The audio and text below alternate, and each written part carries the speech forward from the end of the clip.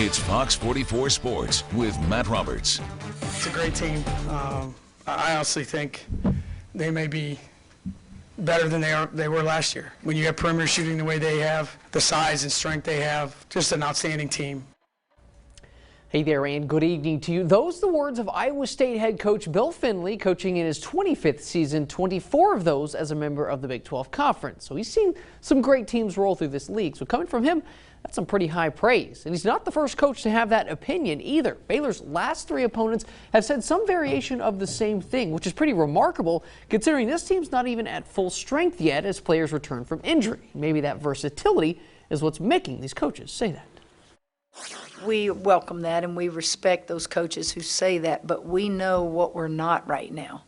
We know where we can be. We have perimeter shooting that those coaches probably have not had to deal with in the last 4 years because you had Kalani Brown and Cox. And so now we don't have Kalani. We have more of the athletic type post player to go with Cox in there. So I think that's what they're talking about. The weapons on where the scoring will come from are probably more evident. The Lady Bears hoping to get a little more production from NaLyssa Smith as she works her way back from that high ankle sprain tomorrow night at 6 p.m. at the Frank Erwin Center in Austin.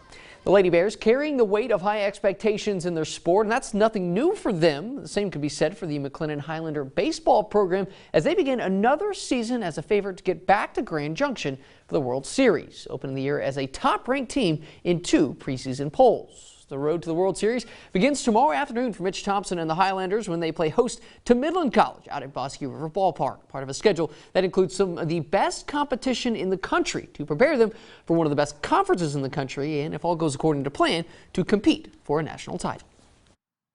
We're strapping it on about as heavy as we can. We play the 2 or 3 best typically year in, year out teams from the South Conference, typically teams from the East, the 2 or 3 best typical teams from the West, and then we've got our conference and our leagues, the SEC of junior college baseball. We've got 4 in the top 25, 2 in the top 12 in the country. It's a dogfight. I think it's great. It's just a testament to our team whenever we're able to put up a good season, even though we're playing a strong non-conference schedule. And I think to be the best, you got to play the best.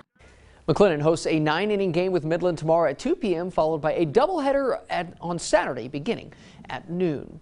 Speaking of baseball, pitchers and catchers reporting to spring training for the Houston Astros in 12 days, where they begin working towards another title under the direction of new manager Dusty Baker, who was introduced today, looking forward to a fresh start in his last hurrah. This is a new beginning. It's a new beginning for us, a new beginning for me. And I think that the thing that we have going for us is the amount of love that I see that the players have for the city and the city has for the players, and also the players have for each other. Well, the countdown is down to 3. Just 3 days until Super Bowl 54 kicks off right here on Fox 44. The top-ranked defense in the NFL will look to contain the high-flying Chiefs. Now, 49ers head coach Kyle Shanahan is ironically an offensive guy who played his college football for the Texas Longhorns and Mack Brown in the early 2000s. During Shanahan's time at Texas, he had some pretty good battles with the Red Raiders of Texas Tech and this little wide receiver named Wes Welker. Nearly 20 years later, Shanahan and Welker have joined forces, with Wes serving as the wide receivers coach in San Francisco, bringing the knowledge of his 12-year NFL career, playing in 3 Super Bowls, and even when he needs to, running some routes for Jimmy G. Oh, yeah.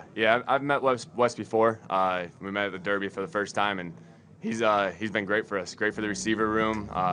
Dude's still got some player in him. On game day, he gets fired up, and he's yelling just as much as anybody. So he's ran some scout team routes. You'll have to ask him about that. But he, especially early in the season when we were dealing with some injuries, he ran some scout team routes for us, and he's still got some juice in those legs.